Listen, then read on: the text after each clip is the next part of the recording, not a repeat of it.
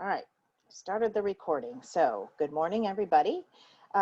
First of all, I'd like to say that I want this to kind of run like a regular clinic would. I know that we are on Zoom, and so that makes it a little difficult, but when I'm demonstrating things, I can't really follow the chat very well. So if you have questions, just go ahead and unmute yourself and ask a question, and then we can answer it or do whatever we want to do. If you're not really sure how to work your mute, if you're on a mobile device and you're using the Zoom app, then you will find the mute button down here in the bottom left corner of your screen. So you can just tap it on and off. So if you want to say something. Also, if you're working on a computer, that little mute button is down here at the bottom. You might have to, bring your cursor or your pointer down at the bottom of the screen for that panel to come up. But just, unmute yourself whenever you have a question or you need, you want me to demonstrate something specific, and I'll be sure to answer that question or help. Can you hear me? I can hear you. Okay, just checking. Sure. Okay, so the first thing that we want to do is go ahead and get into the program. So you guys probably, hopefully all know that you access the content management system for your websites through Booj. Booj is accessed through Mac Center, so that's the remax.net. Just log into remax.net and click on the Booj tile. Now, I can tell you that especially recently, the dashboard for Booj has been loading very, very slowly. So if you click on it and it sits here like this for a little bit, just wait patiently. Sometimes it's been taking a little longer than other times. This morning it's running a little bit faster, and that's really why I wanted to do our class early in the morning, because on this coast we get a little bit of an advantage. We get to work in Booj in the morning when the rest of the country is still kind of sleeping or maybe not working as much. So we get to get on the system when there's not as much traffic, and sometimes that makes it a little easier. Things go a little faster. I have told people that if you're working in Booj in the evening, it might run a little slower because you've got more people that are on the system. Also, if you can, when you're not talking, if you can make sure that your microphone is muted, we can hear all the stuff that's going on in your background, and it kind of distracts us. All right, so when you're on the Booj system, to access the website content manager, you're going to click on the website tab, and we can kind of discuss the things that are here. But for right now, I'm going to move to our dashboard. So this is what I want to call like a customization or a more advanced class for the website. When the websites and Booj first rolled out in October, I did a series of clinics. I went around to a lot of the offices and we did hands-on clinics, and I kind of went over all of the basics. But if you miss those, or if you don't know, right here is where you're able to publish your Booj website.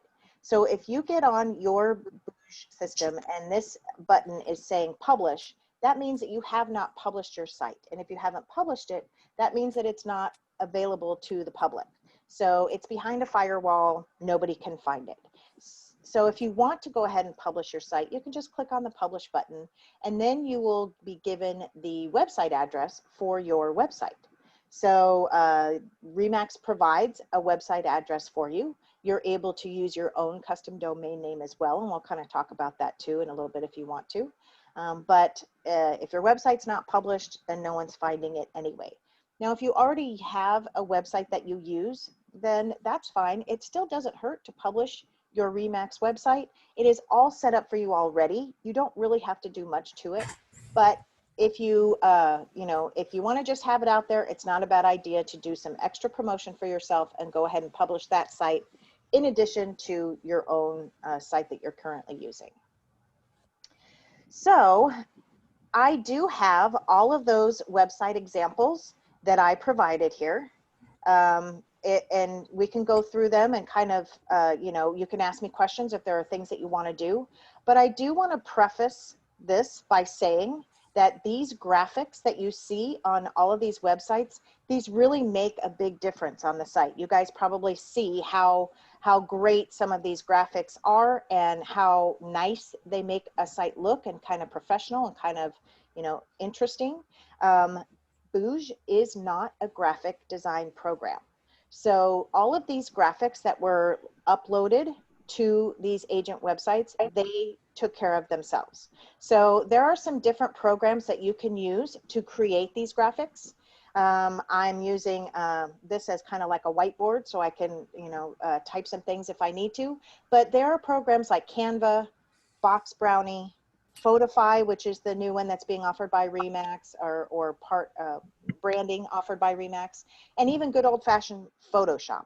All of these are programs that you can use to create these neat graphics. So if you want graphics that look similar to these with, you know, that are round or different, if you look at these websites, you'll see there are different shapes, there are different borders, there are, you know, there's text that's overlaid over top of these.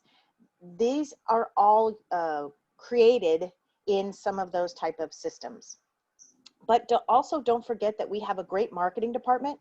Jessica and Katrina can help you. So if you're not really good at using some of those graphic programs, then you can ask them and they can create some of those graphics for you. Okay, so I see some people are chatting. All right, I can't, let's see, get to that. If you have a question, just unmute yourself and ask me. That way I don't have to keep track of that chat.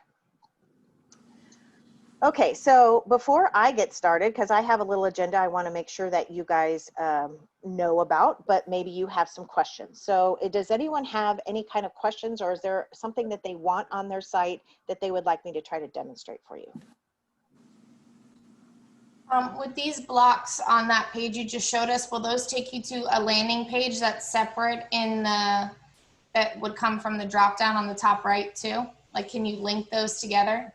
The header image does not link to anywhere. The tiles at the right there, yeah. But yes, these are text and image blocks. So let's just start with this. The text image blocks, you can do anywhere from 1 to 3 images with text, and they do have the ability to put a link. So for example, I think I have one in here that just has a single, let's see, I think it's this lady. So this is an example of a single text and image. So that was just one image and text that she entered in there. But this is an example where you have 3 across. So you can do anywhere from 1 to 3. So that is one of the content blocks. So let's kind of look at where you access those content blocks and how you add them. Right now, we are on the website tab and we're on the dashboard. So the dashboard allows you to update and maintain your home page of your website. So this is where you would change the layout of your home page, the template, so to speak. They have several different templates for the home page. I did talk about this a lot when we did our clinics in the beginning, that the home page templates that are available, you can customize them, modify them almost any way that you want to. So whatever template that you choose, you can change it. The only thing that is not changeable, you cannot make any changes to the header and the search box. So some of the headers and search box have the search bars right inside the image, and some of them have the image beneath. Some of the search bars are like plain white, some of them are highlighted. Anytime that you have the search bar inside the image is going to be a little bit dark because that makes the search bar really pop. So there are some different ideas about each one. And you might see when you go through these examples, the different, what they look like on each website. Some people really want these graphics at the top and the header to be outstanding, and they don't want them dimmed, and they don't want a big search bar in the middle of it. They like their website to look a little bit more, the graphics to be more forward. So in that case, you would choose a layout like this one that has the search bar beneath that graphic there. Now, these graphics sometimes have the option of having just one, so you have just one picture here, and sometimes you have the ability to scroll through these pictures. So some of those examples, this one right here, for example, this one is a scroll through. So she's got several different graphics here, and she's got the search bar at the bottom. I think this Brian Walsh here, he's got the search bar right in the middle and it's an individual, it doesn't scroll.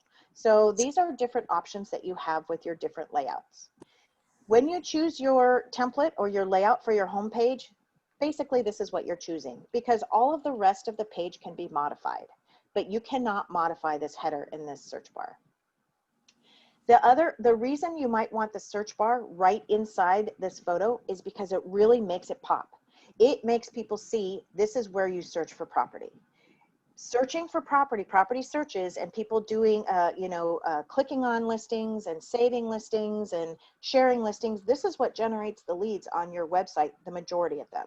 So if people don't realize that there is a search option, this one's a little bit hidden. So it just depends on the functionality you want out of your site, how much you want to drive people toward the search. If these graphics are more important to you, then definitely choose the option with the search bar at the bottom. If you really want people to be searching a lot on your site and kind of generating leads, then you might want to choose the option with the search bar in the middle. That just means that whatever graphic you put in the back is not going to be a primary graphic on your site. So when you choose one of your layouts, you just click it and then you go to the bottom and you hit save. Then you're going to be able to come here to the edit layout. So whatever your template that you chose, you're going to be able to edit that layout here. Good morning, this is Lisa. So when you are editing your layout, you have these content blocks over here. The content blocks basically make up the content of this page. You'll see that the headline and the search bar, all you can change in here is the picture. So if I click on the edit pencil here, I can change out the picture, but I can't move this headline and I can't, change anything else about it. So that's why when you're choosing your layout, you want to make sure that you choose the header, the headline, and the search bar that you want. So the rest of these blocks make up the content. Here's a listing block. That's the call to action. You can follow them here. This is a blog. This is Zillow reviews. So this is the content blocks are what make up the content of your homepage and your subsequent pages under your menu, which we'll talk about also. To add blocks, you're simply going to come down here to the add block section. This is a list of all the different content blocks that are available, and there are quite a bit more than there used to be. But the one that we were talking about is this image and text. The image and text block is what you're going to add when you want to create something like this.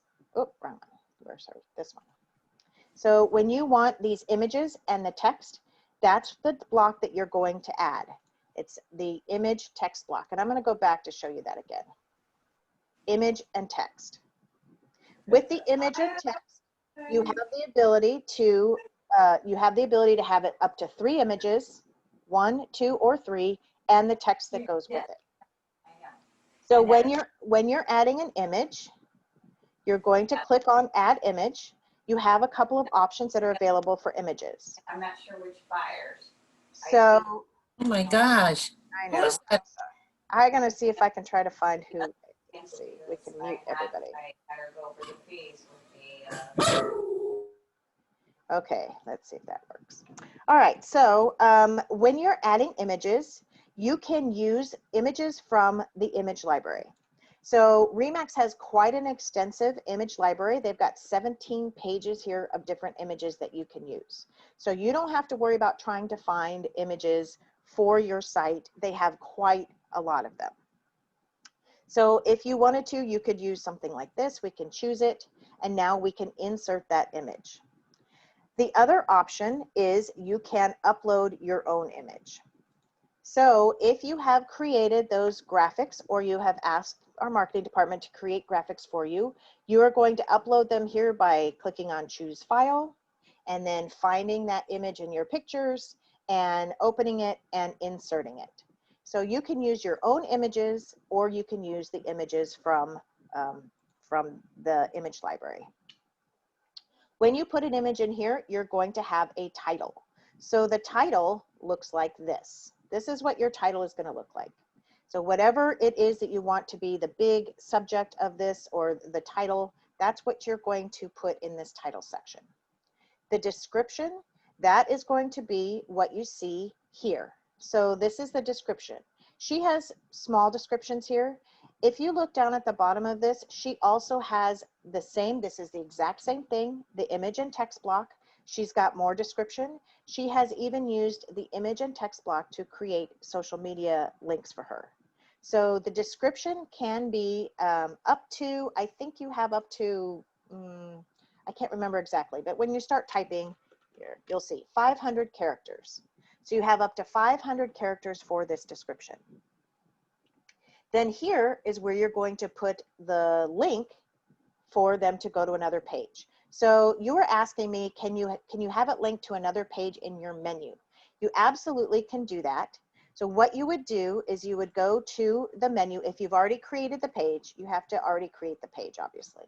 But if you've created the page, you go to the menu, you go to that particular page. So let's say home value estimates, if you want to create one like this.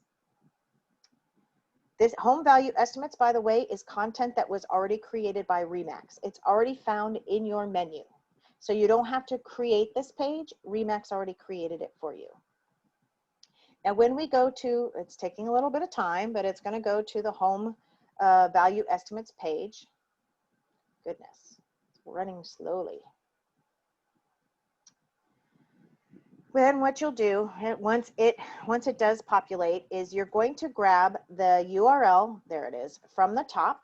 So this is the page that you want it to go to. Here's the home value estimates page. Here's the basically the website address or the domain for that particular page. You're going to copy that, and then you are going to paste it here so that when people click on the link, it takes them to that page. Then you can put the link text. Click to see home estimate, or click to get home estimate, or something like that. Let's see what she put down here. She put,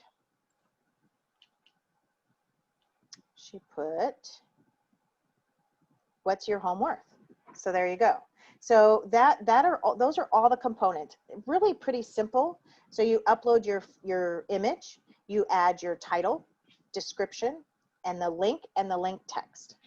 You're going to link to whatever URL that you want to. So whatever site that you want that to link to, that's what you're going to put in that field right there.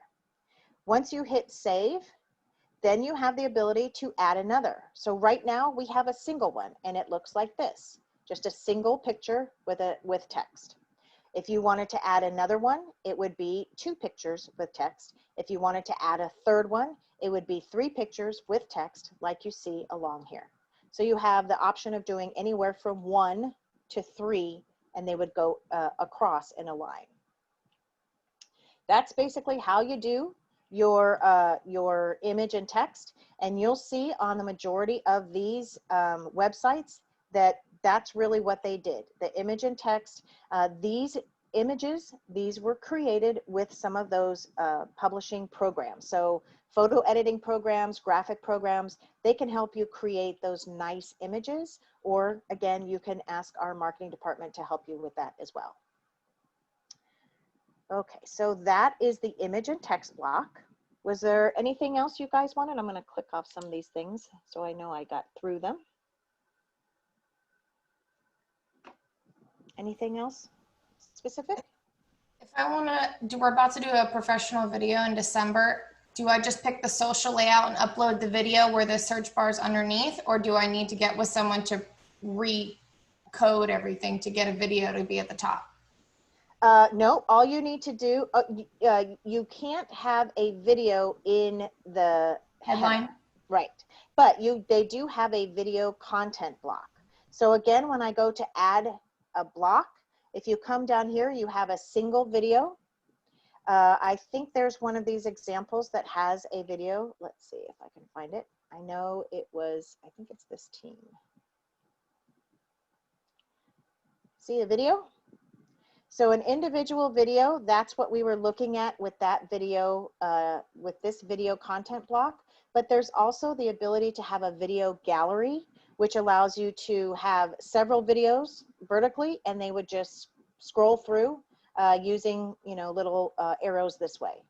So it's important to note when you're adding video that it only supports two types of video, which is YouTube and Vimeo.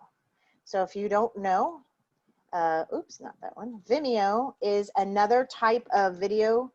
It's spelled Vimeo. If you don't have Vimeo, then you can get a subscription to Vimeo. If you don't want your videos on YouTube, although I don't know why you wouldn't want your videos on YouTube. You want to try to get as many eyes on your videos as possible. But those are the two types of videos that it supports. So you would create a title for your video, and here's the URL. It must be the public shared version of your video. So when you're uploading to YouTube or Vimeo, you have to make those videos public so that when people see them, when they click on it, they'll be able to view. Now, when you add blocks, so if you wanted that video to be right underneath your header or right at the top of the page, any of these blocks can be moved around. So you can see when I have my cursor over this block, I have a cross or a type of cursor, and I can drag that block anywhere I want to on this page. So if I want this way up at the top under the header, I can do that. And now the video is going to display right underneath my header. Did that answer that question for you? Yes. Good, okay, you're welcome.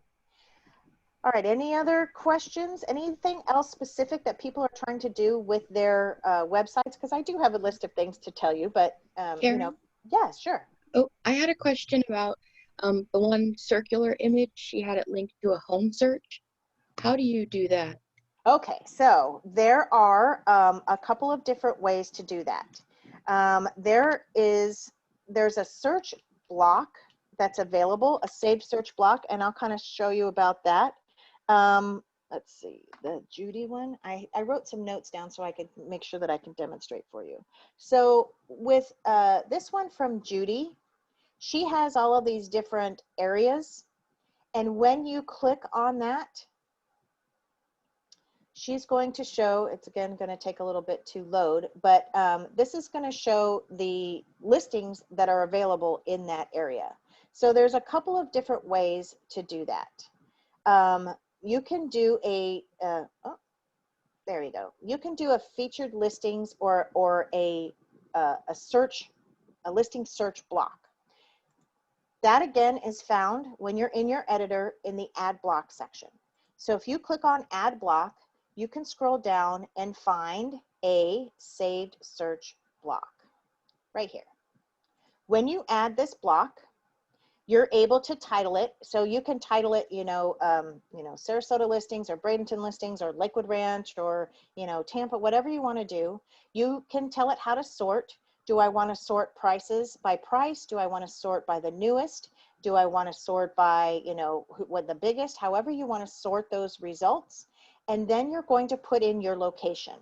So this took an address, a city, a zip code. You can do it by a neighborhood, a school district, or a specific MLS number if you're trying to get, a specific listing on there. Or I think it shows up to 6. So you can put up to 6 specific MLS numbers in there.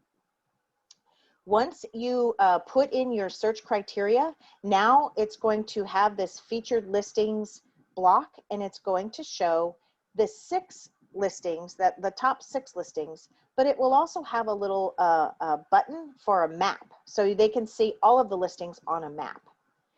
So this is one way to do that search. However, you might find that the search criteria here is too restrictive. So because it may be what you're trying to show, you can't show a whole city or a whole zip code. Maybe you're trying to get a very small area. So in that case, you could do a link to a search on the website, so search results. So what I'm referring to there, let me get that example real quick. Amy did this. So you can see here that she's done her searches by these areas, and that's hard to represent with just an address or a city or a zip code. So what she's done is she has put a link to the search on her website for that particular area. And you can see what it looks like when it comes up. So here is a search for that particular area. And she has either done a map or I'm not sure exactly how she's performed this search. So how that works is you would go onto your website. Let's try this one. You would search for property, search however you want. When those search results come up, so let's just do this. When those search results come up, see if they do, they're going to look like this. So these are the results of the search. You take this URL or this domain name for this page, you copy it, and now you're going to use this as your link when you're putting in your content block. So if you remember, we did the text and image. So instead of using that saved search block, you're going to use the image and text block, and you're going to use that URL for that saved search as the link. So that's where people will link to. Now there's one caveat when you're doing it this way. So you have to go back and check all the time to make sure that this link that you put in there does not break. What happens when you do a search, you probably noticed this on other websites, the search results you can send to somebody, you can send them this link and they can open it up and look at all of the search results. However, eventually things are going to change on the website. Results are going to change, they're going to code things differently, the back end is going to change, and that is going to cause this particular link to this search results to break. And when you go there, it's no longer going to display these particular search results. So if you're using this type of search where you're putting a link to a search results page, you need to check those links ever so often, maybe once every couple of weeks or at least once a month, to make sure that the link is still good and it hasn't broken. So the saved search box is a lot less maintenance because you don't have to check it. It will constantly do the search. It does a new search every time somebody clicks on it. But if you want more specific information, you can do that link to the saved search results, but you're just going to have to make sure to check it so that that link doesn't break. If the link does break, you just go back, do the search again, and use the new link and replace it. Does that all make sense to everybody? Yes, thank you so much. You made it sound super easy. Oh, cool. Okay. Any other questions? I have a question. Great. How can I show all of my sold properties? Like, yeah. So, and Remax doesn't have a way for you to do that right now, the Booj system, because they have just started gathering our listing data. Up until recently, they've been using homes.com listing data, and they don't get the sold information. They only get the active and the pending listings. So they don't have that data for you to use. Now, I'm hopeful that once they have, and they just announced a couple of days ago that they've got a new company that's helping them with all the listing data. It's a company that they acquired. So this data company is supposed to be helping them with all the listing data, helping get it integrated with remax.com, all the agent websites and all the team sites and the office sites. So as they start collecting more and more data and there's sold data that's available for you, I'm hoping that they will be able to add a content block where you can show past sales. But for right now, unfortunately, that's not available. Now, what you could do, you can almost build anything in this system. So you could use an image and text box and manually create that sold information. So it might be something like this. Well, no, let's see. There was somewhere that had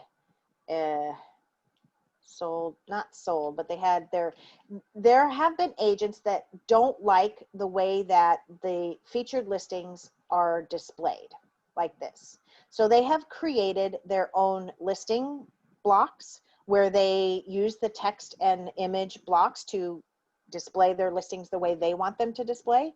You could do the same thing with your sold listings. So just use an image and text block, add the pictures for whatever listings have sold. Say, you know, this is the address of the property. You could put some information about how long it took to sold or sell or what price. And then you can put a link to, or you don't have to put a link in that situation. You don't always have to put a link. So that's something, Etta, that you could build, but it's not something that they have a content block for right now. The only thing that we can display on our sites are our own active and pending listings will stay until they sell. Okay, thank you. You're welcome. And so actually, so that you know, if you don't have any listings of your own, you can still upload and use the featured listings block, and you can use your office's listings on your website instead of yours. So if you come to the website tab here and you go down to website settings, this is where, you can't see it because I don't have an agent site, but you will see, oh yeah, you'll see right here under fallback listings, you'll have an option to check to use your office's listings. This is an office site, so it's obviously already using the office's listings. But if you want to display your office's listings on your site, just go to the website tab, go down to website settings, and under fallback listings, you can check on the office's listings. So that's a little bit helpful so that you don't have to, you know, create listing blocks or things like that to have listings on your site. Any other questions? Everybody's quiet today. All right, that's fine. Okay, so let's look at another type of content block besides the image and text. And that is, let's see if I got the example. That's Melanie that did it. Yep. So this is the image and text, 3 across. But Melanie also used another type of content block that's called the featured full width. This creates an image that goes across the whole entire screen. It allows you to put a graphic. It allows you to put something in the background here. So she's actually got 2 different graphics. It allows you to put what's called an icon here. And this is a title, and this is a description, and this is a link. So I've seen a lot of websites utilize this full feature width. I really like it. To get that, again, you just go to add block, and you would find that featured full width text block right here. And this, like I said, is going to have you choose an image. This is the image that's going to be in the background. The image that's in the background here, this is the entire image. And she created this with a graphics program. So this part of it is not separate. This is one entire image. Sometimes you have to remember that there's going to be words over top of this image. So you might want to choose an image that has like, or create an image that's white on this side, or something that's light on this side, so that it, you know, you can see the words pretty well. This also allows you to put in, there's your title. Your subtitle is the part right here. So this is the title and this is the subtitle. It allows you to add a button and a URL to link it to. I really like these. I think they look very nice. You don't want to go crazy with them, but if you're tired of putting just image and text and you want something a little bit different, something that grabs somebody's attention, this feature full width is a really great content block to use for something like that. Now, it's important to note that when you're doing this, we are right now on the block details, or the block content. But if you go to the block details, you can see on Melissa's here that she's got the text and everything on the left-hand side of this entire full width block. But you are able to change that. You can change your theme so that it has different colors. You can change the layout. The left is where the text is on the left, but you can make it on the right-hand side too. So that's nice if you want to put 2 of these together side by side, or above and below, so that you can have one block with the text on this side and the second block would have the text on this side. Kind of gives you a little bit of balance on your site. So whenever you are looking at your blocks, if you maybe don't like exactly the way it's laid out, you can look at the block details and see if there are any other options for you for that layout or for the theme, the colors, things like that. There any questions about that featured full width? Now with regard to those icons, this is an icon right here. It's just a tiny graphic. An icon is just a little graphic. Sometimes you might use, if you wanted to say, do something on a map, you might use the little like pinpoint, like these things. You might use like a little pinpoint icon. If sometimes you can find just plain, you know, regular icons, something like a heart like this. This is an icon. So you can find those usually in graphics programs. They're pretty standard, you know, to add an icon to, you know, any kind of image.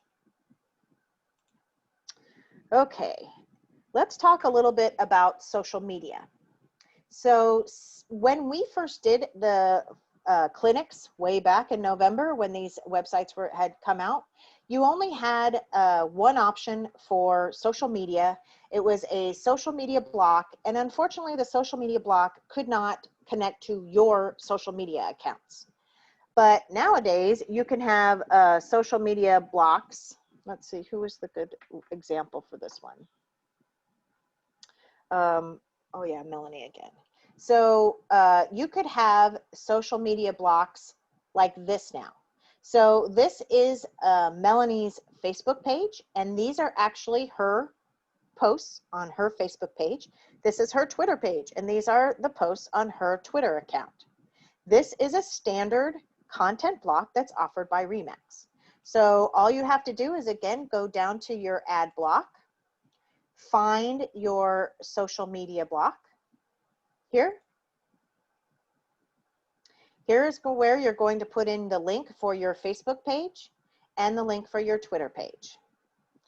You can see that they're going to be working on some of the rest of these social media. They don't have them ready right now, but Facebook and Twitter is there, and you can connect your Facebook and your Twitter accounts to your page.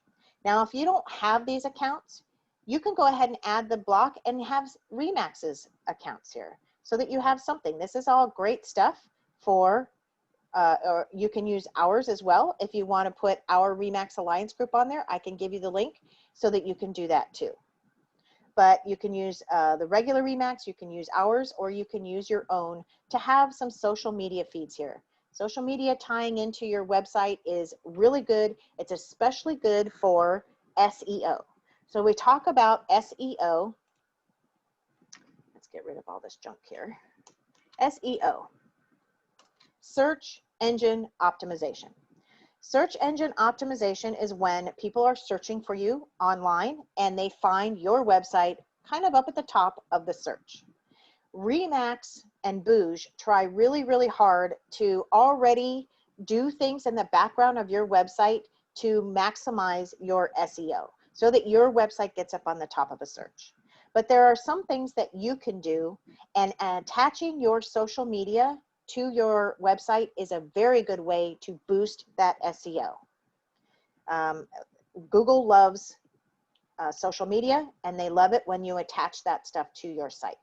Karen, could I ask a question? Sure. I noticed on Melanie's website, when she attached that social media block, there's some different articles that she has, like where young millenniums are buying now, or does Remax have the capability of, do we have a place to go where we can get different articles that we can automatically put in our social websites? Absolutely. So Mary, I did a class not too long ago with all where you can get social media content. There's lots of different places where you can find social media content, including articles like that. So I'm going to make a note for myself, and I'm going to send you that link to that class. Okay. And it'll show you, I mean, Remax has a lot of different places for you to get social content. You can find it sometimes right on your own Facebook pages if you're following certain organizations. So I'm going to send you that link, and it kind of goes through how to find a lot of different content for your social media. By the way, Okay. if anyone else wants the link to that, it is found on our company links pages. So if you go to front office or you go to our Facebook page, our group page, and you go to the company links section, it's there. But Mary, since you asked about it, I'll go ahead and send that to you. Social Thank media. you. You're welcome. Could you also send that to me, please? Yeah, you bet, Etta. Yep. Okay, so you saw though, when I added that content block, that there's not, there's only available is Facebook and Twitter right now. And you can see that Melanie also included Instagram. She didn't need to do Facebook and Twitter, but if you had Instagram, YouTube, LinkedIn, some of the others that are not represented for Facebook and Twitter, then you can, all she did here was use that text image. She just uses the text image content block. She created these little blocks, and then she's got links to her social media pages. So if you can't find it or this doesn't represent enough for you, then you can go ahead and put these text images and have links to your social media accounts that way. Anything Erin. else about, yes? Yeah, on the social media feed, you can only have one account per block, right? That's correct. Although you could add 2 social media blocks. So if you say have an individual a page and a team page, you could add both. Now they will be on top of each other like that. So you'll have, you know, one block like this and then a second block the same with just different pages. So they'll still look that way. So it depends on how you want it to look. If you want it to be easy and just have everything pull, you could add 2 of those social media blocks, connect one of them to personal and then one of them to team or, you know, what have you. Okay, thanks. You're welcome. Any other questions about social media on your website? All right, we are just clearing through these. Okay, there's something that is necessary, I believe, on every single one of your pages. And I'm sorry. look, I'm go ahead. sorry. I'm sorry. ahead. I have a quick question. Mhm. On the when you're on the dashboard and you go edit, and the block ad blocks come up, is that where you find the social media? Because I'm not seeing that. Yes, you will find the social media block here in your ad blocks. So I'm scrolling up and it's not, for some reason. That's what I was. What is the, do you know what the layout you're using is? The agent, I don't know, is that agent video layout? Maybe agent video. It could be that it's not available for that particular layout, although Oh. I have not found very often that any of the layouts are missing any of the blocks.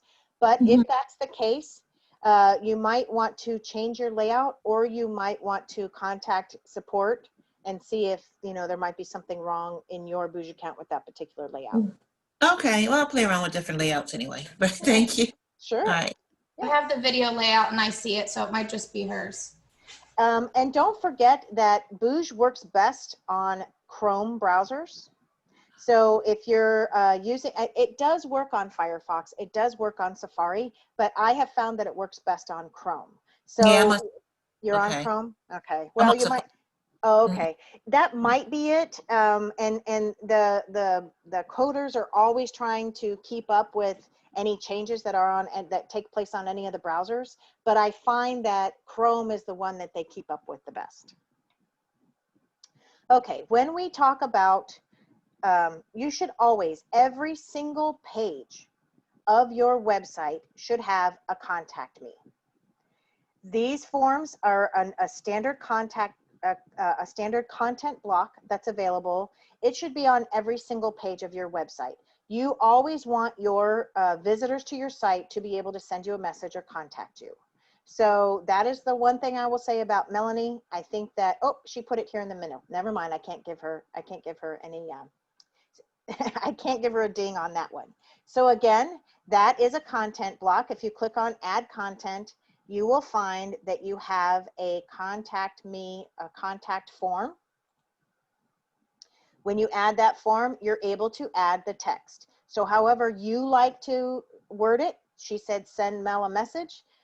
Judy said, get in touch with me, contact me, you know, have questions, you know, shoot, you can make it say whatever you'd like to say. But a contact me block or a contact form should be on every single page of your site. It's just, you know, they should be able to find that everywhere they are when they're navigating through your site. Any questions on contact me blocks? When they And what do is that, that? their info gets put right into the CRM, right? Absolutely. So you should receive a notification that someone filled out a form. It'll be called a form on your website. And then you would be able to go into Booj and find that whatever form and the information that they provided. So this is absolutely a lead generator right here. So the So search block and the contact me, you really want to have those on there. theoretically, though, we could use this as a registration form because we're going to do an event and I was looking for something like this, but I could use this for that, right? Is it all? Yep, Alexis, if you create a landing page and you put this block on there, you would be able to do that. Yeah. There's no direct link to any of these content blocks. So you would have to create a whole page with the block on it. Is there a way to tag this particular form before it goes into the CRM? Does that make sense? I don't believe so, because the CRM will tell you that this is a contact me form. So it's going to be called that regardless of it's always going to be called that. Other things that generate leads are when people create accounts. So if people created an account, you would get that as, you know, somebody created an account. There are other forms that have to do with listings. So there's a form that would be on each listing detail page that says, you know, send me more information. So that's going to be called a listing information form that they created. So each one has its own name or label inside the system, and you can't really change that label. Do you get notified though, like you do for, like, when people create an account, you get a notification as a new lead? Absolutely. All these other ones, call the actions, you would still get that type of notification? Absolutely. So when you're in your Booj account, when you get that notification that you got a lead, we all know that sometimes, a lot of times, there's just not a lot of information when you get the text or an email. You would come to your Booj homepage, and right up here is your inbox. So you would be able to see, you can also do this in the app, by the way. If you're using your Booj app, you can find it there too. And when you click on it, you're going to get an entire list of all of the different leads that were created, and you'll be able to see there was a form submission, or there was an account created, and you can even click in to that. See, these are property events, which means they were in a property and they made it a favorite. So that's where you can see who it was and you know, how that lead was created. Thank you. You're welcome. Okay, let's look at featured listings. So we talked about how if you don't have any listings, you can use the office's listings.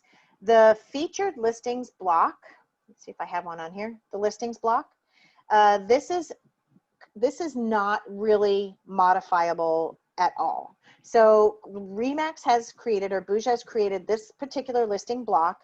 It displays the listings in a particular way. So let's see if we can find like this. So featured listings, this is what it's going to look like. Somebody can go through all the pictures. They can actually click on the entire thing and open up the listing details. The featured listings only displays 6 listings at a time, and you don't get to determine how those, I think you can maybe, let's see. I think they may have now let you, no. So these are, just like it says here, the top listings ordered by most recent. That is how it displays. There's no way to change that. And to make sure that your listings are displaying, you need to go to your Mac Center profile. So we're going to go to Mac Center, click on your face, update profile, and we're going to make sure that on the left-hand side where it says MLS affiliation, right here, you have entered your MLS ID number. So you need to add your MLS ID number there to make sure that when you add that features listing block, your listings are displayed. So that people that carry a lot of listings, that's not really, they're not liking that all too much. I really believe that going forward, they're going to have different options for those listing displays, but for right now, that's really what we have. Now, if you do have more than 6 listings, you will get a little button here that says map. And if you click on it, it will display all of your listings pinpoints on a map, and they will be able to click on each one and open them. So they're not completely cut out of your website. They're just not going to display all of your listings in this particular fashion. Now, don't forget that you can create your own. So, you know, some people would like to create these for featured listings of their own. Maybe you have one like really great listing, a luxury or really different or unique listing, and you want to display that separately. You can always use the image text function and create just one big one, like one nice big image and text for that listing, or you can create, you know, the 3 up and you can do it this way. So you are able to create a different display for your listings, but this is what RE/MAX is offering right now. Karen, that- where did you Go go to get to make sure the MLS number is in there? Yep, you're going to go to your Max Center homepage. Click on your little face on the upper right hand corner here. If this is a balloon, then you're way behind. You need to upload your picture too. Come down here where it says update profile. And then we're going to go here on the left hand side. There's that MLS affiliation tab. Click on that tab. And if you don't see your MLS ID here, go ahead and click to add.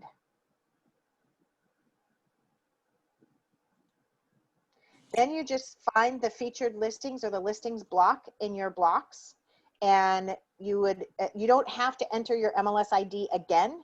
Once you add the featured listings block, it will pull your listings and populate them there for you.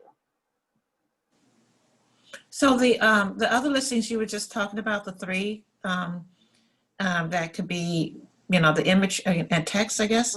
And you were talking about a luxury listing, like if you just want one and you make it bigger. Is that one big one you were talking about earlier? Like that one expand? Right. So if image and text, if you only do one image and text instead of a 3 up, let's go back. I think she has, no, which is the one? This one. So this right here is a single image and text. It's the same block, image plus text block, but instead of adding 3, we've just done 1. And if you just do 1, you have a nice big image here and the ability to add all this text. You still only have 500 characters, but you put in information, and then you can put a link to that listing on the website. So if you remember, what you'll do there is you'll just do a search for that listing. And when the search results come up, you're going to grab the domain name or the URL for that results page, and you're going to use that as the link here. You want to always link back to your own website as much as possible, unless, and we're going to talk about this in a minute, about doing like local content about your area. And then you want to put out links to other places. But if you're linking to listing information, don't ever link outside of your website. Don't do a search on another website and then link to that. Or don't provide a link to your listing on some other website, like God forbid Zillow or something like that. So you always want to create the links that come back to the search on your own website. Karen, can you alter the text color and size? It's all gray and so small. Right now, you cannot do that. You also have to remember that your websites are going to be viewed on mobile devices. So when something's being viewed on a mobile device, you can't have this great big text. So these sites are meant to to come all the way down to a mobile site or for people to view on mobile. And that's why the text is a little bit small. Now I worked on, that's another thing you really need to consider when you are creating your images. When you upload something, look at your site on a mobile device. Go to your phone, open the site on your phone and see how it looks. I've been working on our company website. On the computer, it looked fantastic. I had nice big graphics. I had my text all organized. When I went to look at it on a cell phone, it was all a mess. So you need to keep that in mind. I need to resize graphics. I need to play with the text outline a little bit more to make it look better on a mobile device. So don't forget that these sites are also, and actually they're going to be viewed more often on a mobile device than they are on an actual computer. So that that's why they make the text small like that, because a lot of people are going to be viewing this on a mobile device. Could you at least make the writing black instead of light gray? No. No, they keep it, they have it, they have the black for the titles, and they have the lighter black or the more gray black for the actual text. Okay, so let's talk about, then we talked about featured listings. Were there any more questions about the featured listings and how they display? And some different things that you can do with them. We kind of talked about you can create your own featured listing display with the text and image blocks. Let's talk really quickly about this new block that came out called Related Pages. That was Nicole. Okay, so Nicole did this. See these blocks right here? These are called related pages.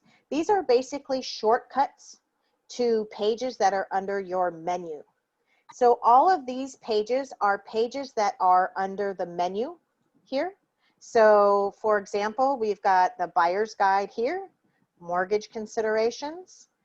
Where does she have those? Mortgage considerations. Oh, she doesn't have them. Seller's guide. These are all things that are under your menu. So if you want to, you can create these shortcut blocks that take your website visitor directly to that page. That's a new content block. So if you went to add block, and we're going to look for the related pages block. Here it is right here. So when you add this block, hold on, let me see it. Come on, block. Well, that's nice. Let's go back. Maybe I have too many. Let's go. Related pages.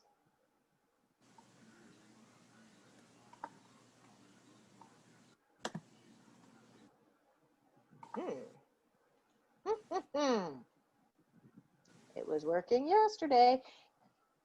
So I'm not going to say that Booj doesn't have some glitches. So here's an example of things that just don't seem to work all the time. I found that sometimes these glitches are generic, meaning that it's just a problem kind of with the whole system, something that's going on with the whole system. So you're seeing right now that the system is running a little bit slowly, so they might be having an issue with the server, or there might be just issues with my internet here where I am. It's hard to always determine what's causing some of the issues. But what I have to do when I'm working on our website and I'm experiencing these issues and I'm trying to go back and forth and it's just not working for me, I really have to just walk away. I have to just kind of stop, do something else for a few minutes, maybe come back in, maybe get out of Booj altogether and come back in, you know, and just have it, you know, start working again. Sometimes they might be working on that particular module right there. So if you happen to be right at that time, you happen to be, you know, working when they're doing something in the system. So I get this a lot. I do. I get people that reach out to me and say, oh, I've been trying to do this and it won't work. And do you know if there's issues with it right now? I belong to a Facebook group where it's a lot of this, you know, I can't get in, or this is not working. Are there issues right now? the first thing, it's kind of like, you know, when people say turn it off and turn it back on. The first thing that you can do is get out of Booj, let it sit for a little bit, and come back in.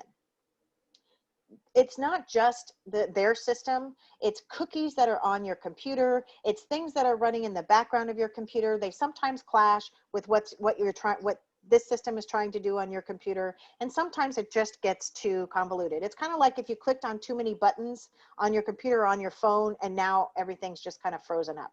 So my best advice when you're working in here and something just isn't running correctly, just get out of it, take a few minutes, and come back in.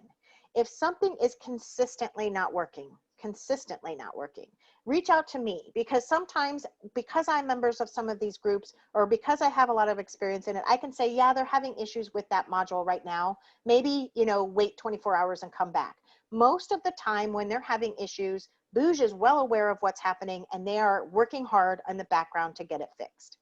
Sometimes though, if I can't duplicate the issue that you're having, like with Etta, where she wasn't finding that content block, and I can find it fine, and other people are not having issues, then it might be a specific issue with your system. Now, when that happens, you want to go into your Mac Center account. You want to find your support services tab. So if we click on all of these, it seemed like a good time to talk about it since we were having issues just then. So we want to come down and we want to find the support services tab right here, icon. That's going to open up that portal.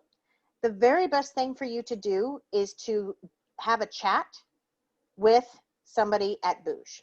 So here is your chat. That's the quickest way that you're going to get with someone. I chat with Booj people all the time.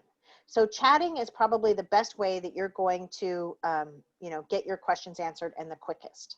You can also call.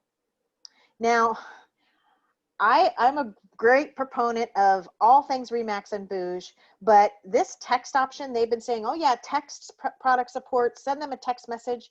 When I do that, I get nothing. So I'm going to tell you, don't text them. I don't know why I get nothing when I text them, but I don't. So call them, chat with them, or if you really feel like you're having a major issue with your account, just put in a support ticket and ask them to fix it for you. So these things are happening much more quickly now than they were. So if you remember back when these sites and all the Booj stuff first rolled out, I think the support team was overwhelmed. And if you put in a ticket, it might have taken maybe a week or so for those tickets to be resolved. Everything is moving much faster now. But don't put in a ticket until you maybe have chatted or called. And in that situation, the person you're chatting with may say, we think you need to submit a ticket for this. So your chat and your call are your best options when you feel that you're having issues with your Booj account. Karen, I'm on that page, but I don't see what you're clicking on to chat. Oh, I see, in the lower right corner. Yep, the lower Okay. right corner, they have a little chat with an expert there. Yep, got it. Thank you. You're welcome. Okay, so I forgot what we were talking about now. We went back to look at something. Related pages. I know, but there was somebody asked a question and I was trying to show, oh, it wouldn't load the related pages block. Okay, let's see if it'll do it now. Okay, I'm going to get rid of some of these blocks because we may have maybe too many blocks. I don't know how many blocks you can have on a home page. You used to have a limit on how many pages you could have under your menu, but I understand now that that's not the case anymore, that you can have as many pages that you want. So there may be a limit to how many blocks you can have. There we go. See? Whoa, see, that doesn't make any sense. That is not, oh yes, I'm sorry. So these are the different pages that I have. And this is where I can create a related pages. So here's your buyer's guide. I can click there. Now you can see I have this block that will take people directly to the buyer's guide that's in my menu. So if you want to do like they did here and have these little shortcuts, 2 pages that are in your menu, you're able to use that related pages content block and go ahead. I don't know, you must be able to have like 2. Let's see how many we can get in there. Mortgage. Oh, see, we can, well, looks like you can add just about as many as you want. There you go. Can you do anything so they're eligible to select there if you create a new page? You would have to have those pages already created and live under your menu. Okay. So like for this, in this situation, it would only link to whatever is in your menu and active. Gotcha. Thanks. I'm so sorry. Could you show me again how you got those those blocks on? Sure. So this was the related pages block. So Okay. we clicked on add block. That is one of the content blocks that's available. And when now it's giving me, these are all the pages that are my options that I can shortcut to. So Okay. all I'm doing is clicking to say, yes, I want a shortcut to that one. And it's added it here on the right side. Okay. I'm still looking for the related. I'm having my issues. Okay, thank you. Yeah, it sounds like whatever layout that is, that might be goofy. No, I was actually able to get to that part. Oh, But okay. I'm looking for related pages under the ad blocks. Yeah.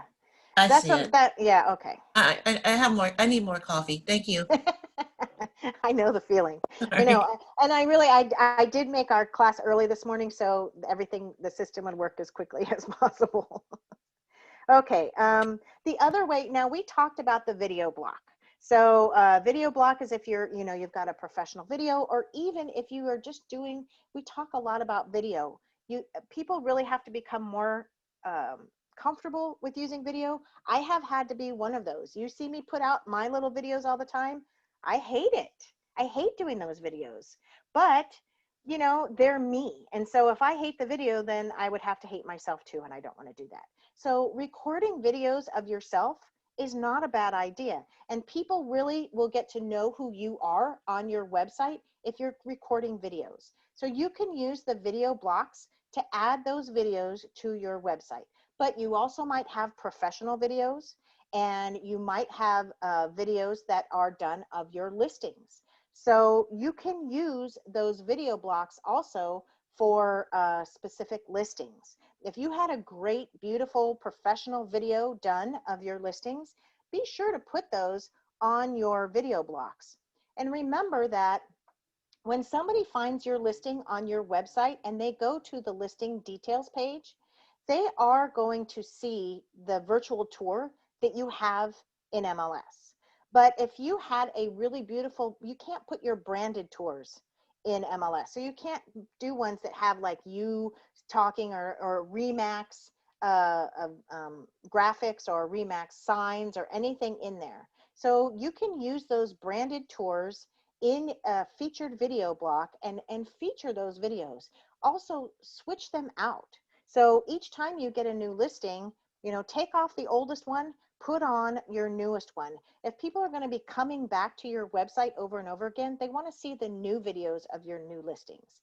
Please don't forget about the video feature. It's really important to have videos on your website.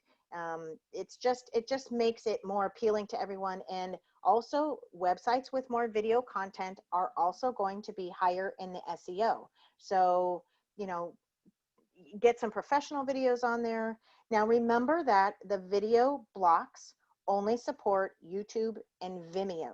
So when you have some of these videos that are done professionally, if you don't have a YouTube channel, which you should, and you don't know how to upload videos to your channel, which you should, and if you don't, then reach out to me. I can provide some sources for you to help you learn that. Then ask your provider, whoever does the video for you, if they are able to send you a link to that video in a YouTube format or a Vimeo format so that you can put that on your website. A lot of times they will be able to do that for you. Okay, let's talk about custom pages. Custom pages that are available underneath your menu. So who did a good one? Judy did. Judy. Okay, Judy has a lot of the content that Remax already provided.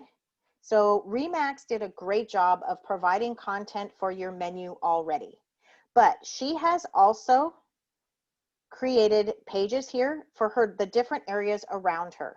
She's also put links to them here. So she has created the pages, the little text plus image, and she has them linked to her pages here. So how do you create these pages? I'm going to show you where to go to create any kind of custom pages that would show up on your menu. Oh, she actually doesn't have anything there but a link. That's interesting. Okay. So when you are in your Booj editor, we have been in the dashboard. The dashboard is where you're going to be updating and maintaining your home page. When we're talking about pages that are under the menu, when you go to the website tab, you're going to go, I want you to go to the navigation section. The navigation section is going to show you what pages you already have active in your menu. So these pages, a lot of these pages are pages that Remax has already provided to you. You can edit these. A really good, the pages that you're going to definitely want to edit are the buyer's guide and the seller's guide. I did go over this when we did our clinics before, but I want to review it again. So when I clicked on the edit the buyer's guide, this is the buyer's guide, and it's the same. There are content blocks here that match the content on that page. Anytime you want to edit it, you can edit it here. The only thing you're going to be able to edit on the header is the background image. But this is content. This is right here what's called a numbered step slideshow. This is also a different type of content block that's available. So in this type of content block, instead of scrolling through like with arrows, you're going to have different pages like this. So this is a great way to show different steps, or if you wanted 5 different images and texts on here that people could scroll through, you could use that numbered step slideshow. This is the numbered step slideshow that is available on the buyer's guide page that Remax provided to you. The second slide of the slideshow says pick a Remax agent. It's going to say that on every single agent's page. You don't want people going to your site and then seeing pick a Remax agent. So we need to modify this so that it doesn't say that. We're going to go to that content block, which is right here, the numbered step slideshow. Hit the edit icon. That second slide is right here, pick a Remax agent. We're going to edit that one. Here is where we can change this to call Etta or whatever you want to put there. You don't want people picking a Remax agent. This actually is really great text. You could probably keep this, but if you wanted to change that text, you could do that too. Also, you want to make sure that you might want to put a different picture here, maybe a picture of you, or maybe you want to just put a picture of a telephone or, you know, some kind of graphic. You might want to change out that picture and change out the title. Then you make sure you save your changes, and now any changes that you make, those would all be saved. So let's just do that real quick. Let's say call Etta. Save changes. Would you all put that on there on your website, please? Call Etta. We are. So that's how you modify this. There is the exact same numbered step slideshow in the seller's guide. Let's see if she's got the seller's guide there. That was the buyer's guide we were looking at. There's also a seller's guide, and the first one in that one is choose a Remax agent. So make sure these are really great pages. All of this content is fantastic. I wouldn't really change anything except for that part. Make sure when you're uploading the image here, this, as you notice, is kind of like what they call a snapshot image. It's an image that's the same size as like a regular photograph. It's not a small like when you have your, you know, your snapshot, your headshot is what I'm trying to say. So if you are going to put an image here, you want it to be this kind of size. So you might want to choose an actual snapshot. Maybe you took a picture of yourself you know, in front of the water or in front of a property or something like that. The regular headshots that we use for our, you know, for most of the stuff that we do for marketing, that's not going to work in that situation. You can see mine doesn't even work in this one because it's too narrow. So you want to make sure that you choose a picture that's an actual, like a snapshot version and not, you know, like your headshot. Unless you have a nice wide headshot that's available, you can put there. Okay, so when we are in our navigation section, go back to that area. That's where you're going to control everything that is available underneath your menu button. So this is what's already here. If you, we talked about this when we did the last clinics. If you don't like it, just take it and drag it over here. Everything on the left side is unlinked, which means it is not active. So if you wanted to, there we go. You can put it over here in the inactive, you can get rid of it. If you want to move things around, we just move things around. You want your the content pages to be underneath these headers. So you can see when I'm bringing it in, I'm kind of bringing it to the right-hand side of it so that it ends up underneath here. You can move all of these around. So the other thing that you can do, by the way, since we did roll out the websites and we had our classes in November, they have created even more content. So some of this content, inspection and title, marketing, mortgage, these are all content pages that are new, and you can move them over and make them active on your menu. Just drag them over. But to create new pages, so the first thing you want to think about, menu items. When you go to your menu, these little headers right here, these are menu items. They're basically just, you know, titles for that particular section of information. So when you are in this navigation, you can click right here to create new menu items. So if you're going to put a section about your local information, you create a new header called local information. And she put city searches as well. So we would go to create a new menu item. The title is going to be local information. And you click on save. Now we have a new header, local information. The next thing we're going to do is create the pages that go underneath that header. So that's where we're going to go here to edit pages. And now we're going to go to add a page. Now you can create a new page, or you can create it from a template, which would basically be another page that you have already created. So maybe you create the first page brand new, and then each other area that you're going to put in there, you can create from template, use that previous page and just change some of the information. So right now we're going to click on create a new page. We're going to name this page, let's just say Tampa area information. The description would be what to see and do in the Tampa Bay area. If you wanted to, you can change this. So this is what the slug is. The slug is what comes after the website address on the page. So in this situation, the slug is here, sell, seller's guide, because it was under the sell section and it is the seller's guide. That's what the slug is. So if you wanted to change this, I love Tampa area information, that's a great slug. But if you wanted to change that, you could do that there. And now you're going to click on save.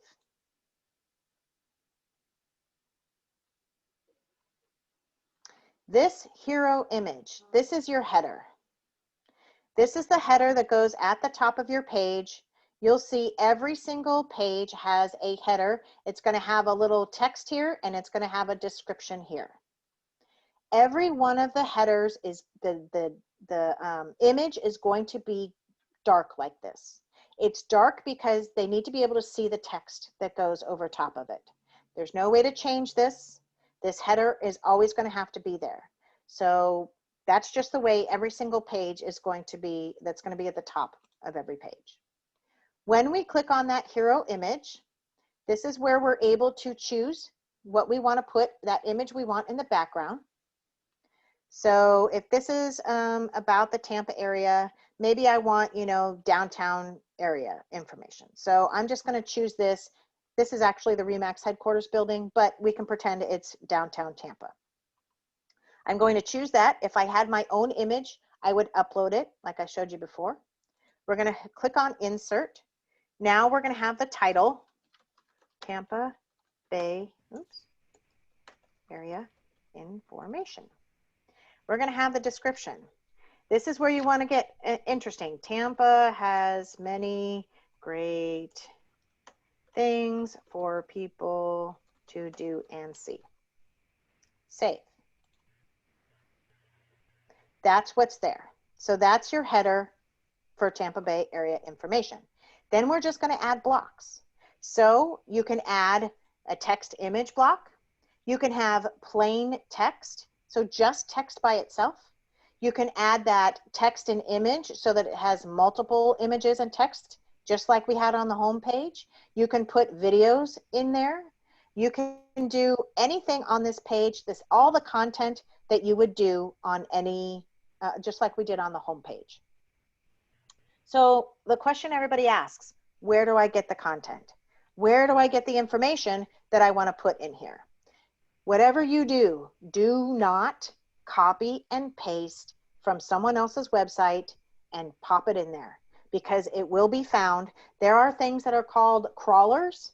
People that create content online, they have these programs that are called crawlers. They go out onto the internet and they find their content, and they'll come back to you and say, you stole my content. So do not copy and paste content and put it on your website. It'll be found.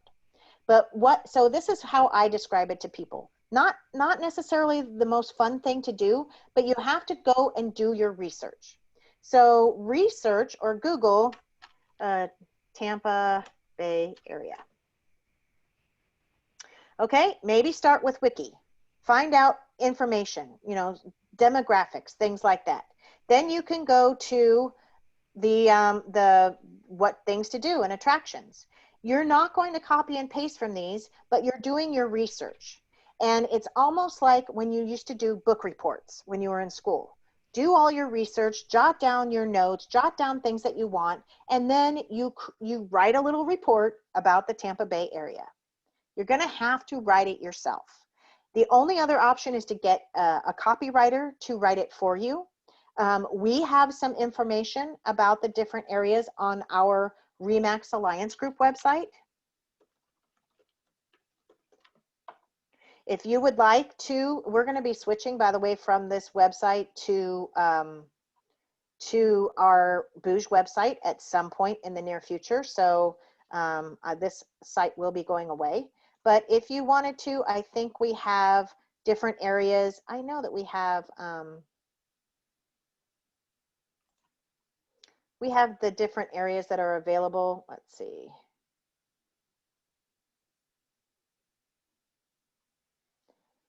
Office location about us. There's somewhere on here where we have information about where all of our offices are located. One of these pages. See, I don't even like this site because you can't find anything.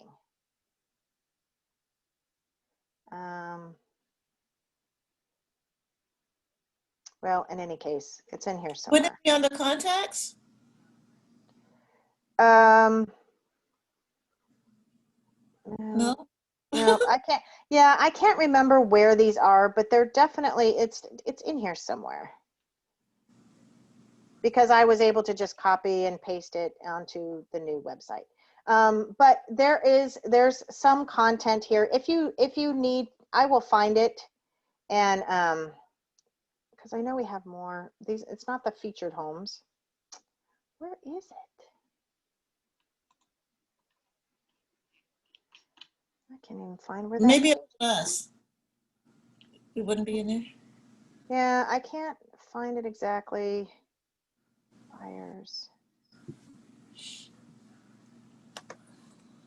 Why I can't find it in here, I don't know. Nope, it's not in this section. Well, in any case, I'll have to find it. I don't know where it is, but we do have like a little blurb about every one of our, like we have a blurb about Tampa, Tarpon Springs, you know, Bradenton, Siesta Key, Anna Maria Island, Inglewood, all those different areas. We have a little blurb. You're welcome to use that information if you can find it. But I'll have to find it at some point. I hope they didn't get rid of that. That's why we're getting away from this website, because I really don't like it. But you do have to create your own content. You could find a copywriter to write it for you. I don't happen to know of any personally, but if you go to sites like, if you've ever seen like Fiverr, this is a site with, they have like people that do different types of jobs, or people that you can hire to do different things.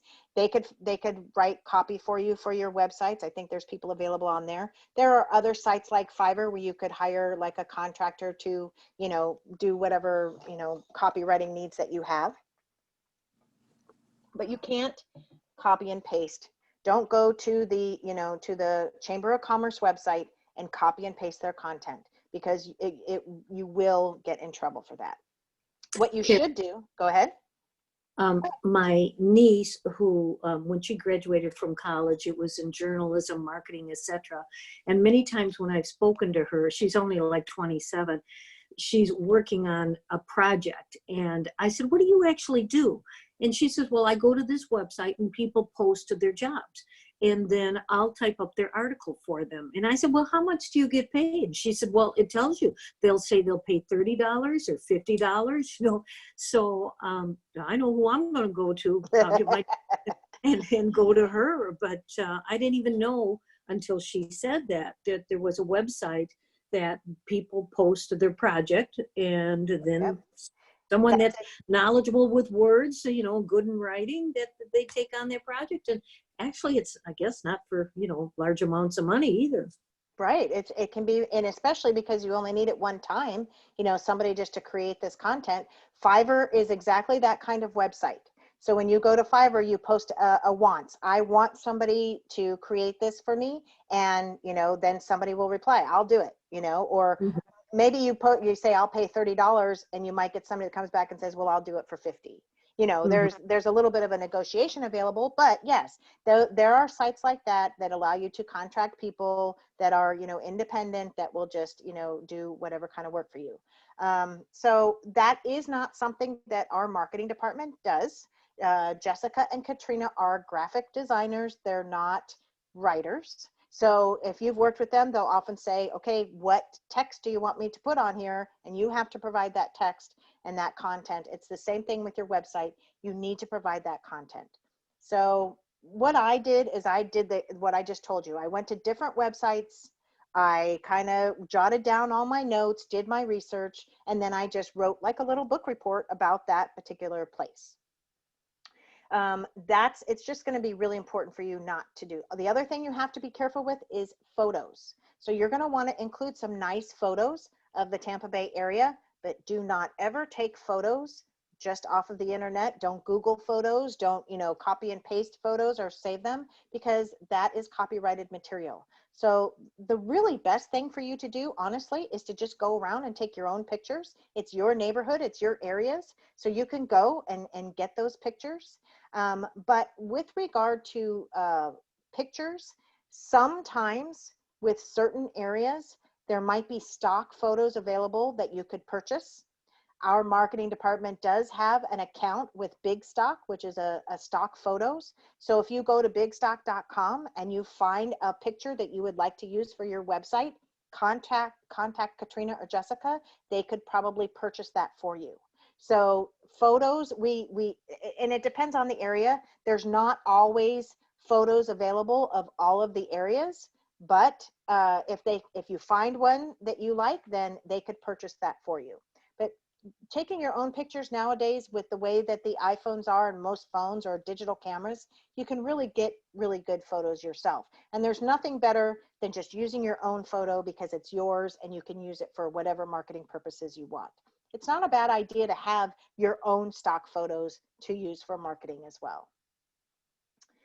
Once you put in your text or your local information, so we've got the hero image. Like I said, we could add a text block. We could add image and text blocks. One of the things that I will encourage you to include are links. So you can't go to the, the visitors, Tampa visitors website, this particular website here, and copy and paste their content. But you can provide a link to this website. So you could provide links to the school district website. You could provide links to, the Chamber of Commerce. You could provide links to all sorts of different sites that relate to that particular area. Places where people would like to click through. Oh, I'd like to see, the school district. Where are the schools here? I'd like to see this area.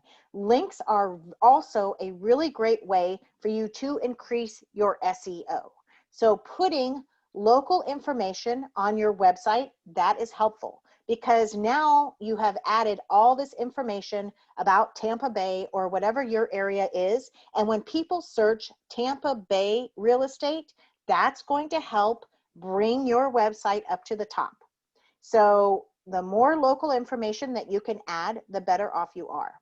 And then the links to all of those other websites that are affiliated or where they can get more information is also great, because the more, it's called spiders, the more spider links that you create between your website and other highly used websites, that will also help with your SEO.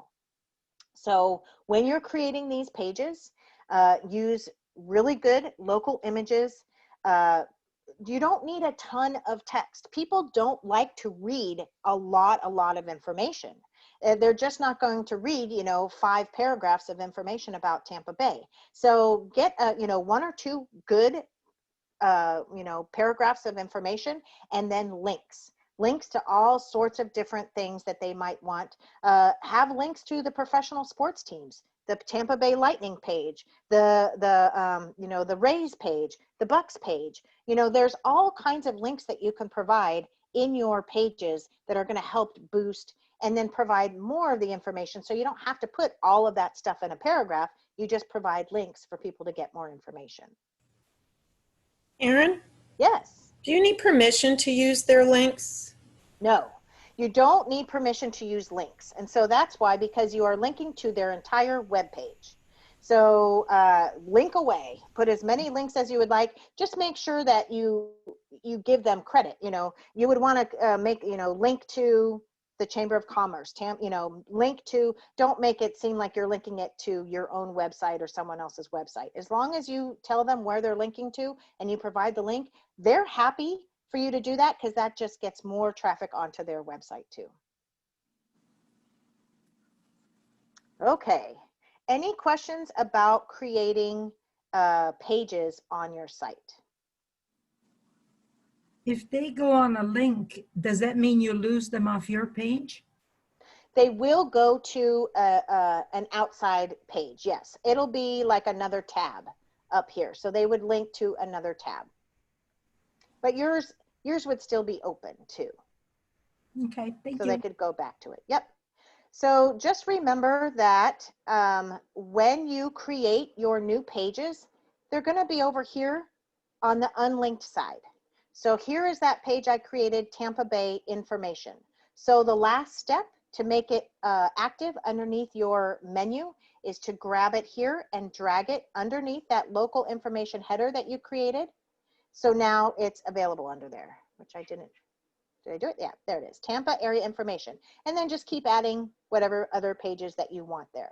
Now, if you're going to be hyper local, so if you are just going to do information about Sarasota, then you would maybe create Sarasota information or information about Sarasota, and you can have different pages that represent different things. So one might be things to do and see.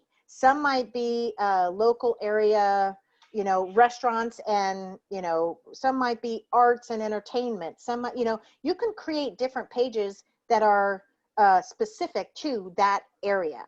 Or you can, do like this and just do all the areas around you. So, it depends on if you really want to be hyper local or if you want to kind of spread out a little bit. I think right now you can create as many headers and as many pages as you like.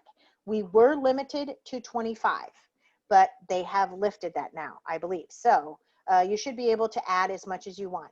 Just keep in mind that if you add too much in here, it gets to be really cumbersome. You know, you've just got too much information. There is something to be said about having too much information on your website. So really just stick to the main points or the important things that you want to convey, and then maybe, you know, have links that will take them, you know, if you have more information to give them. Is that good for, does everybody understand all of that about creating the pages? I'm going to try to look at our chat real quick and see. I know that I probably have missed a lot. Let's see. Yeah, I'm hearing.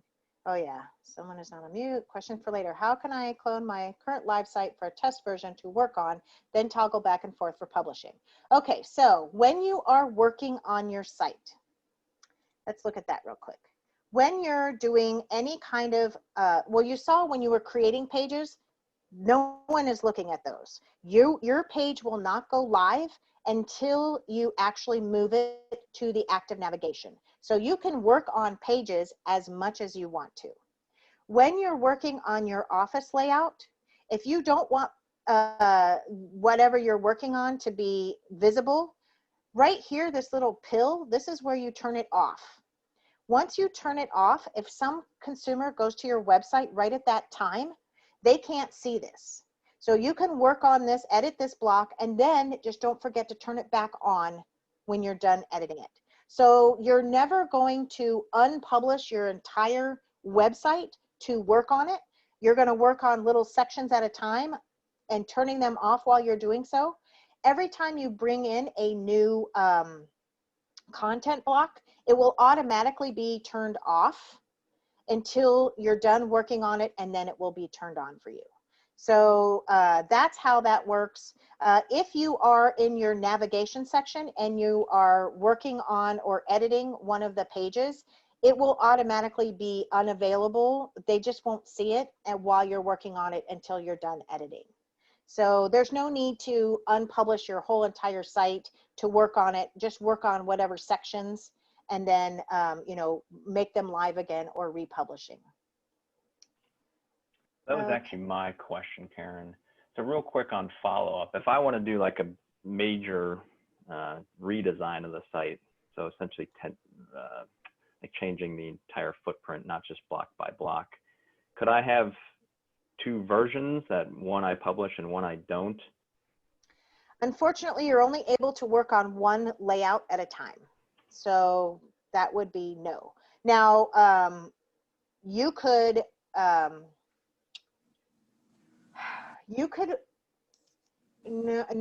there's no, it's just once you choose a layout, that's the layout that the public sees once your site is published.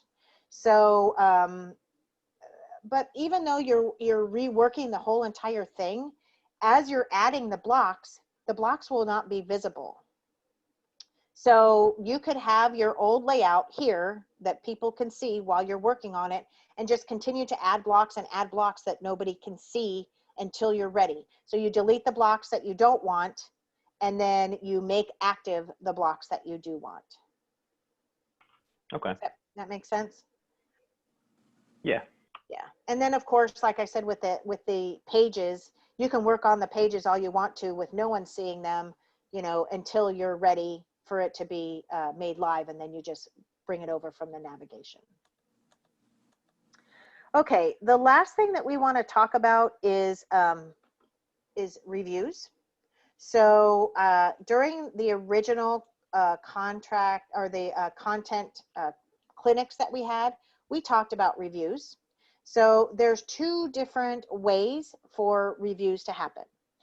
If you have reviews from Zillow and you want your Zillow reviews to populate to your website, you can do that simply by adding the Zillow review block. So the Zillow, once you add the Zillow review block, you have to come in and you have to put your Zillow screen name here. So we did talk about where you find your Zillow screen name. A lot of people don't know what that is. And the way I find it is I simply go to Zillow. I search for the agent just like I was a consumer. So I go to the agent finder and I'm going to put in, let's say Sarasota. Let's say, let's look for Mary since I know you're here. So here's Mary. I'm going to open up Mary's profile, and down here on the right-hand side is where I'm able to see Mary's screen name. So Mary's screen name for Zillow is Mary0327. I'm just going to copy that, and now I'm going to go back to my Booj where it says enter the screen name, and I'm going to paste that. And now Mary's reviews are on the site.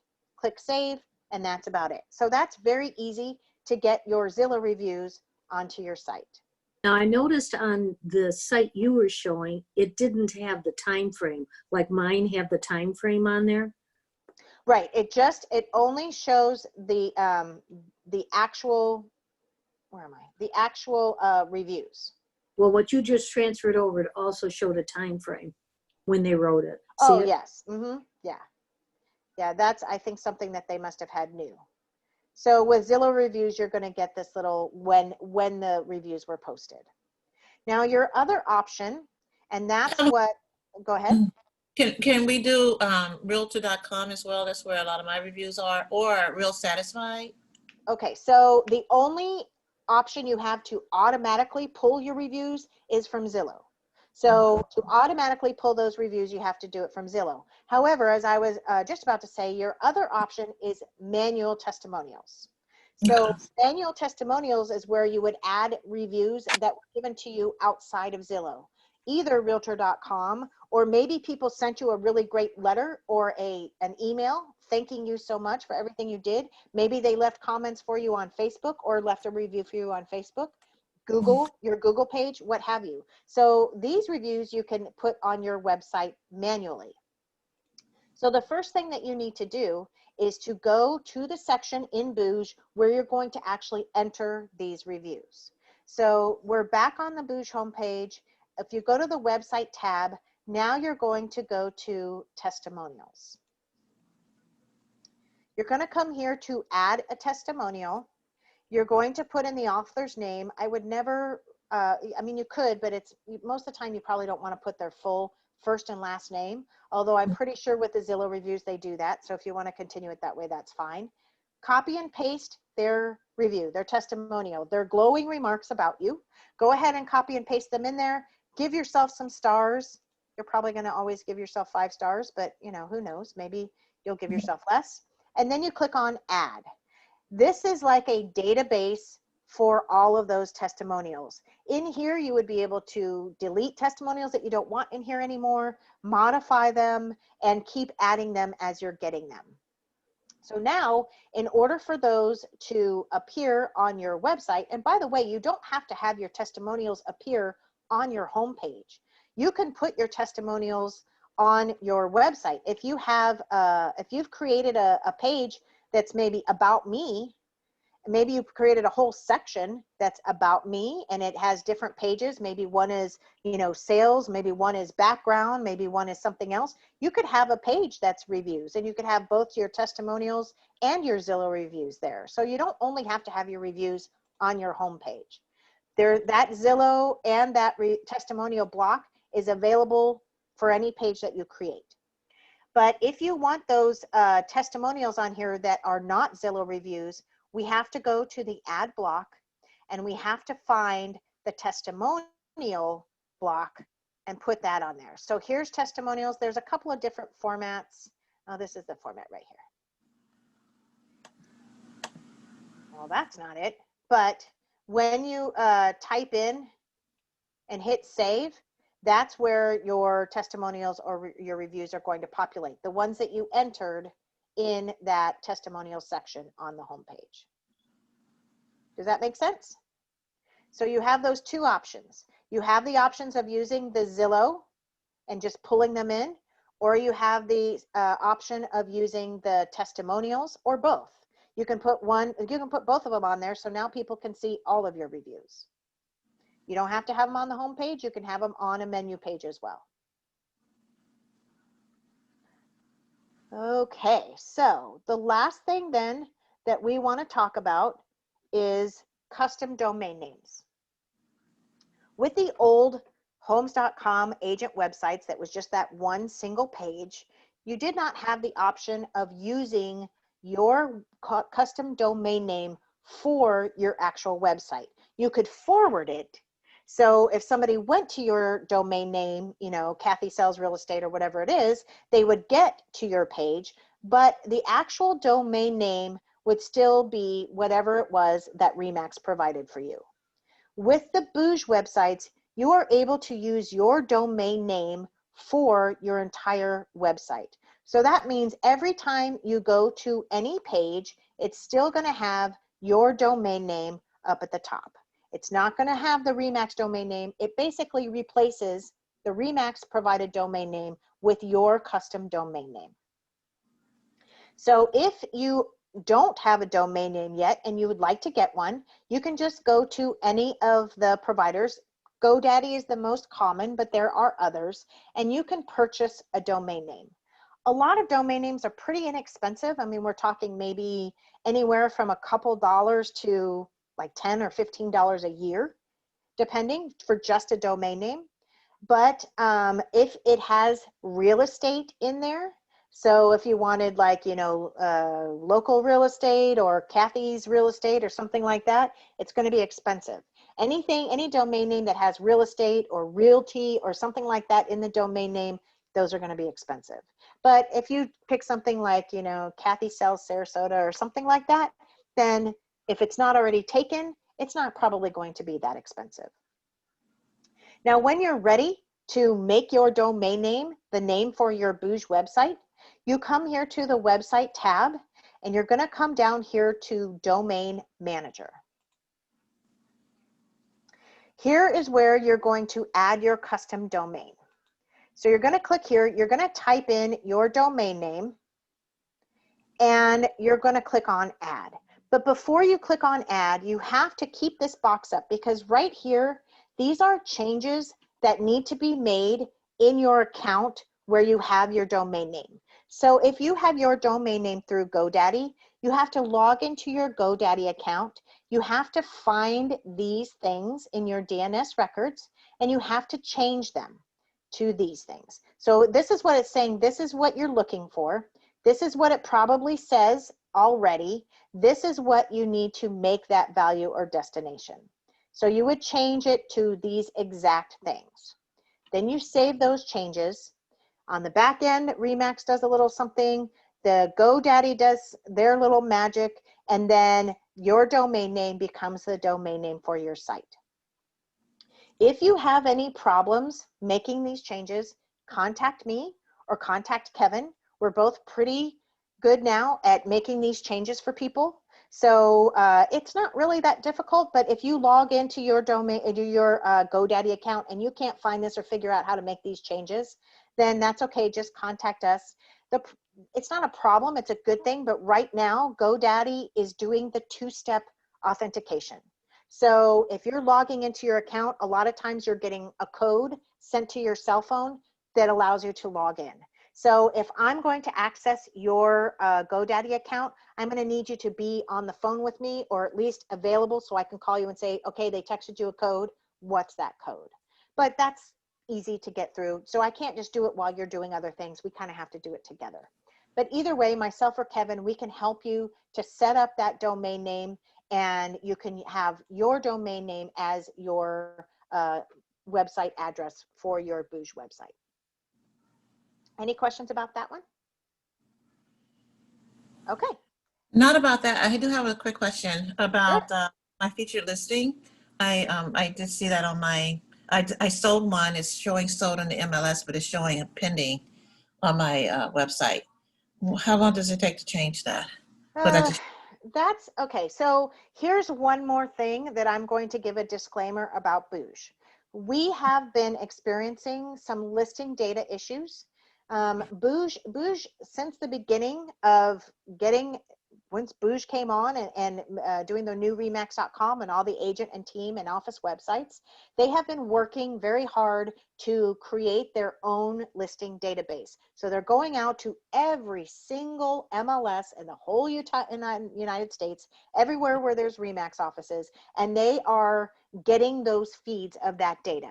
So they're still working with it. There's still glitches with that data. There's glitches with sometimes the way listings are displayed on remax.com and on the agent websites. So I'm going to say, Etta, that it might take a little longer than usual for that to change because there might be some issues with the data that they're collecting.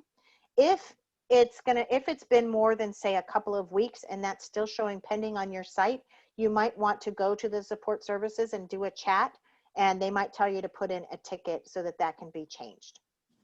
Okay. I know that right now the listing data is probably their biggest bugaboo with this whole system that's giving them headaches, because they're just trying to convert from the old homes.com data to the new.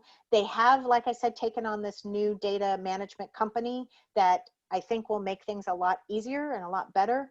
But that is one thing that I can say they are still struggling with, is that listing data and how it's appearing on the websites. So, if you do have any problems with how your listings are displaying with regard to your website or even remax.com, you definitely, I've put in so many tickets that they're sick of me.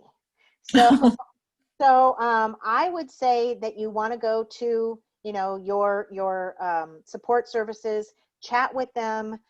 Sometimes these things can be handled very quickly. They just kind of re-pull the MLS data, refresh it, and everything gets fixed. Sometimes there are more pressing issues and they have to go dig into it. So when you guys contact them, especially when you come through this product support, they already have all of your information. They have who you are. They know where your account is. They can just really dig down and find it. When you submit a ticket through here, they don't even have to ask you what's your, remax.net email address, what company are you with, where are you? They know all of that information. But listing data is right now one of the things that they're struggling with the most. Karen, I have one question too. Sure. Yesterday when I was on that advanced class that Chris Carpenter had from Booj, Yes. we were clicking on different areas, and one of them where you can integrate with your DocuSign, .loop, or Zip Plus. Well, we have an app file. Does that mean we can't do that aspect of the program? No, and that has to do, those of you who are other people, that has to do with your CRM. So your CRM is going to integrate with your transaction management system. It is not available for app files right now, although they are working with app files to try to get that done. So they have been working with app files, but here's the caveat to this. So you can't, they make it sound like if you have your listings or your deals in app files, that's just going to integrate and pull right into your CRM. It doesn't quite work that way. So the integrations are great, but they're not as great as I had first perceived them to be. So even though we don't have that integration yet with app files, I don't think that anybody's really missing a lot, because things do not, they don't just pull from, from that. You still have to enter your deal information into your CRM. So I think going forward, they might have additional integrations available, but I don't want you to think like you're missing out on something great. The integration itself is just, there's just not a lot of stuff that's integrating right. The information is not coming over, not a lot of it. Thank you. Sure. Okay, so Reni's asking about if you can see who's visiting your website. So Well, yeah, there are going to be some reports that are available. Right now, they have seller reports that are specific to their listing. So it can show you who's clicking on their listing, who's viewing their listings. As far as site data right now, they do not have that, but they're going to have Google Analytics available for Booj at some point in the future. So you will be able to plug in the Google Analytics, which tell you how many people found your site, how many were searching, where your sites came up from. All that stuff that you can get from Google Analytics is going to be available, but it's not quite ready yet, Rini. Okay, any other chat questions that I missed?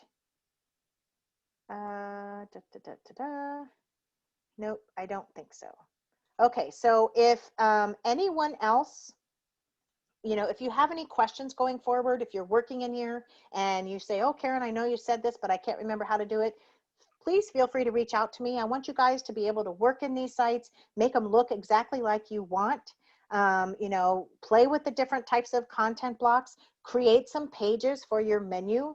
I think sometimes the best thing to do is to create what I did for our company website, a site plan. So, or just as simple as a wish list. These are the things that I want on my website. So one day when you have some time, hopefully in the morning, you can pop in there and, do a couple of things on your list. You don't have to sit and work on it for hours. And I'm telling you that if you try to do that, your brain will go nuts. So don't try to spend hours and hours. Just kind of create a wish list, check off things here and there, take an hour here or a couple hours there, work on the site. And remember that it's continually evolving. You'll see, like I have, that when you go to those content blocks, all of a sudden there's a new content block. That one that was the related page, that related page content block, that was new within the last couple weeks that popped up there. So there's going to be new types of content blocks always that are added.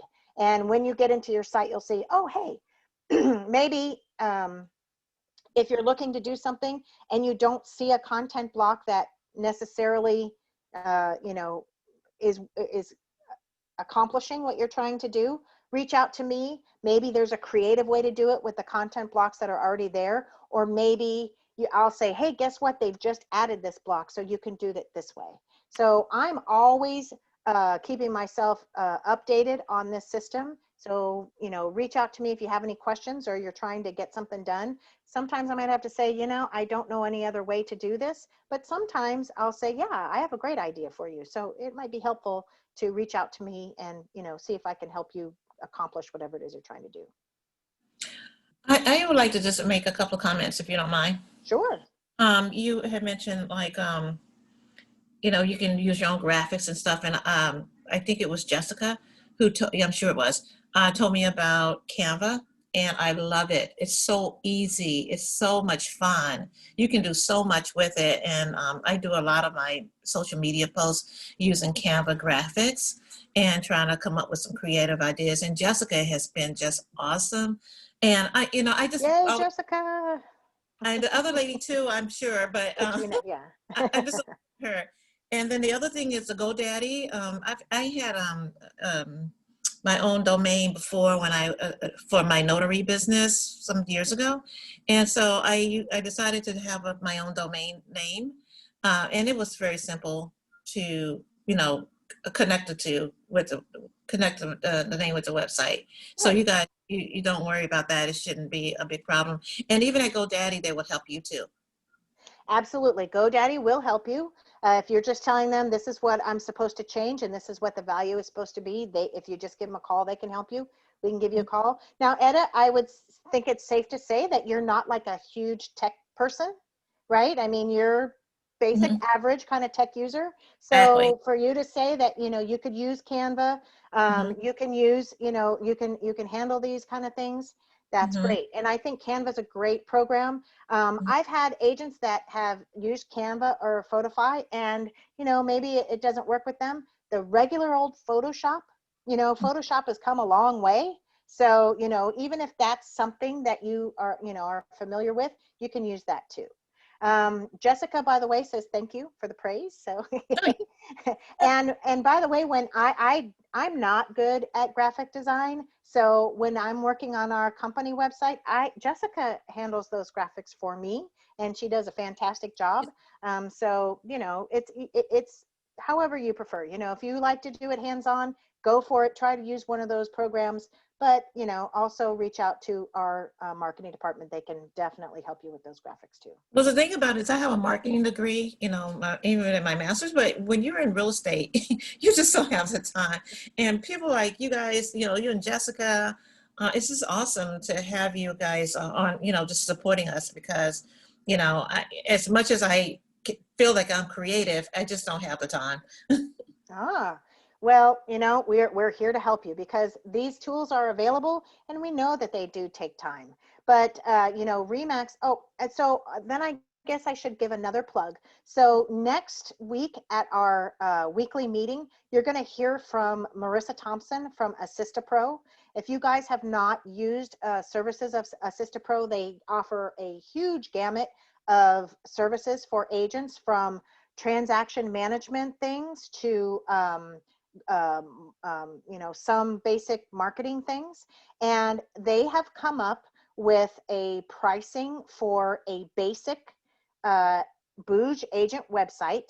So if you want them to just go through and make those little edits, like I said about, in that page in the menu where you want to make that edit, and get your Zillow reviews set up and just do all of the basics, they have a price for that. And then they have some customization prices. So they're going to have, if you do want, to customize your site and do some of this text and image and add some content for local places, they are going to have pricing available for that too.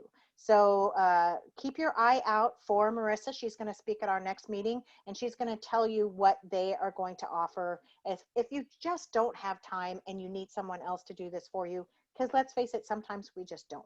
So I think it's pretty easy if you do have the time to do it yourself. But if you just don't want to mess with it, or you're just way too busy, then AssistaPro is also offering those services for you.